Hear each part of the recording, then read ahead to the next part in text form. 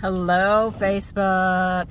So, hold on a second. Let me get my little stand set up here.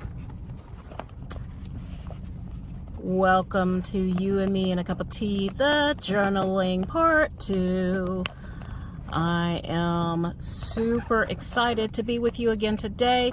I think I might do some of these live videos like maybe bi-monthly. So yeah, I might do this bi-monthly because I really liked, surprisingly liked, there we go. Nope, that's not it. I've got this little tripod thing, and as you can tell, I'm in my car. As you can tell, I'm in my car. I'm waiting outside for my son to finish karate, but I wanted just to do this video live for you because I wanted to give you some more resources. There we are. I wanted to give you some more resources for working with difficult explorations that come up, and give you some more resources that you don't have to buy. Last time I talked about how much I love Andrea's journaling cards, and I talked about the story cubes. Today I'm going to actually talk about, I'm going to lead you through a little bit of a journaling practice. So I've got my journal, and maybe you want to get yours and get your favorite pen, and I've got my favorite pen.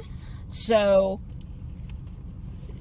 let's say you are going through a difficulty. So for example, I had a discovery around how I use self-discipline to beat myself up. Good morning, Valerie. I use self-discipline to beat myself up, right? So I'm wanting to reframe the way that I look at self-discipline and look at it more as a tool to be able to cultivate all the things that I want to bring out into my life, okay? So I think I talked about this last week, but my journal has blank pages, and you can see here, just kind of in the center of the page, I wrote self-discipline because I am mind mapping a way to reframe self-discipline and look at it as a tool for cultivation. So I'm gonna draw on here what I want self-discipline to look like in my life. Maybe my life is a garden, and I have this little tool here that can, and let's see, I hope you can see that there, my little tool that cultivates the ground. And maybe I'll draw a little bit of ground on here, all tilled up and ready to plant the seeds of my dreams and my goals, okay? So what do I want that to feel like? So one of the things that I want self-discipline to feel like, I want it to feel easy to use. Easy to use. So I'll put that on there. So I want it to feel easy to use. I want it to feel fun. I want to be mindful of how I want to be mindful of my former tendencies to use it as a tool to beat myself up, so that when I notice that I'm either sleepy or whether I'm the acronym is HALT. So if I'm hungry, I'm angry, I'm tired, or I'm lonely, there I am, okay. My internet, it's telling me that my internet connection is weak, so I might be in and out. So just know that. Anyway, so I want to be mindful so that when my energy, when I'm hungry and I'm angry and lonely or tired, I tend to revert back to my default settings. That means that the way that I always did things, I tend to go back to doing those, because that's kind of how your brain is programmed. We all have default settings. So I want to be mindful that when I'm working on getting things done and getting things manifested, if I'm really feeling the need for more comfort or more gentleness, that I use self-discipline more gently rather than reverting back to that cat o' nine tails that I was using. Okay, so I would continue this, and you can see here I've written 3 or 4 things here. I've written my 3 things here. I'll continue going around my page here until I've got 5 or 6 different things that have sparked in my mind about how I want to reframe this. So that way I will always have a place to come back to when I'm saying, okay, I really need to get stuff done. I really need to be more disciplined about how I get stuff done. So that's one tool that I like to use, okay? And that does not cost anything, obviously. Another journaling tool that you can use is to write on the top of your page, remembering. And I love this because I can use rememberings. I use rememberings all the time in my journal, and it's just another way to quickly get some thoughts down about a situation. So and you can see here I just wrote rememberings, and I'll write what I'm having rememberings about, self-discipline, okay? So then I'll write down, I'll make a list of 1 to 10 of really quick, rapid fire things that I remember about self-discipline.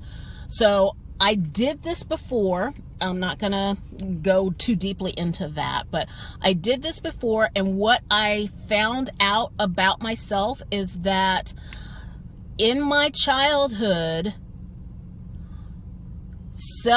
I equated self-discipline with the discipline that I was receiving because of being bad.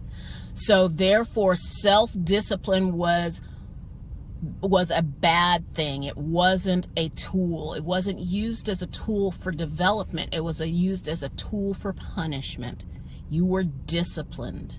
We've got to discipline you. So when I hear the word self-discipline, that to me translated as I've got to discipline myself. I've got to correct my behavior. It wasn't, I'm using this as a tool. So that was an interesting remembering for me. Another interesting remembering for me was that when it came to discipline, you had to discipline yourself to study. That to me said that wasn't a natural state. Like, I didn't know how to study, so therefore I had to discipline myself to study. And it was a really, really dense energy around that.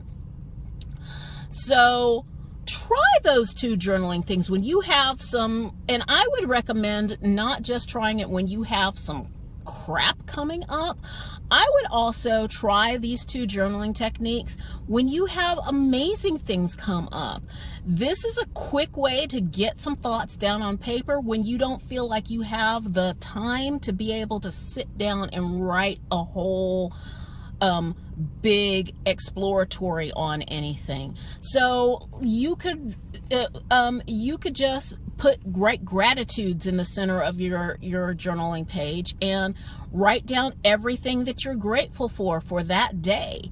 You could write down you could use that to get an idea of what you want to complete with a project. You know, mind mapping obviously is great for a project, but you could use the rememberings as well for a way to get your ideas down on paper for a project that you're working on. Use these tools in any area of your life, and let me know how you like them, how they're working for you. Next week, I'm going to be back with you on video. No. I'll be back with you, not live, but definitely on video. I'm going to start sharing with you some of my favorite books, the ones that I keep going back to as far as personal and professional development. And I don't like the word self-help because I don't necessarily need help. I feel like I'm good as I am, but I want to get better. And so next week I'll be on video with 2 books that I highly recommend. Oh, Valerie, I'm so glad that this is going to help you to focus. And I would even use this as a tool for a focus. So write down your rememberings about focus. What do you remember about trying to focus as a kid, as a young adult, as you've progressed through your ages, okay? And what do you want it to feel like? Use it as a tool to help you to figure out what you want to focus to feel like. And so, awesome. I hope this has helped you. If you like it, give me a thumbs up. You can catch this replay again. This will be here on Facebook.